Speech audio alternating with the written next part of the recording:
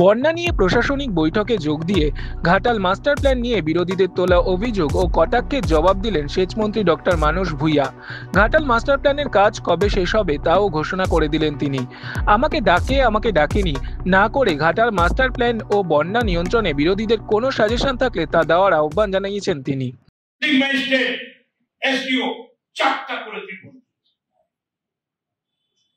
জল enormous PhD engineer পুরোগ্রাম সব সময় লক্ষ্য রাখছে।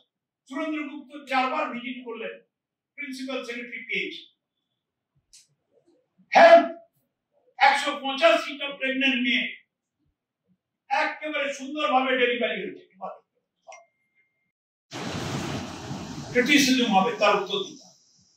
হ্যাঁ, সমালোচনা ইনভাইটেড, যে আপনার বামটা বোধহয় একটু উঁচু করলে ভালো করো,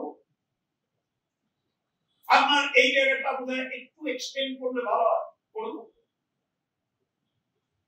নো প্রবলেম। আমি সব বিরোধী দলের নেতৃত্বকে বলছি, দিন আপনাদের কোনো সাজেশন থাকবে। আর একটা হাত জোড়ো করে অনুরোধ করছি, একটা হোয়াইট পেপার ছাপুন ভারতীয় জনতা পার্টি এবং মার্কসবাদী কমিউনিস্ট পার্টি। সিপিএম আমাদের কত টাকা দিয়েছিলেন 77 থেকে 2011, আর বিজেপি 14 সাল থেকে 25 সাল সেন্ট্রাল গভর্নমেন্ট পয়সা দিয়েছেন ঘাটাল মাস্টার প্ল্যানের জন্য, বন্যা নিয়ন্ত্রণের জন্য, নদী সংস্কারের জন্য, রিএক্সকাভেশন অফ রিভারের জন্য, নদী বাঁধ মেরামতির জন্য, ইরোশনকে কন্ট্রোল করার জন্য এবং ইরোডেড ব্রিজ এমবেডমেন্টকে ঠিক করার জন্য। একটা চ্যালেঞ্জ করে ডিক্লেয়ার করছে, এক নয়া পয়সা কেন্দ্রীয় সরকার দেয়নি।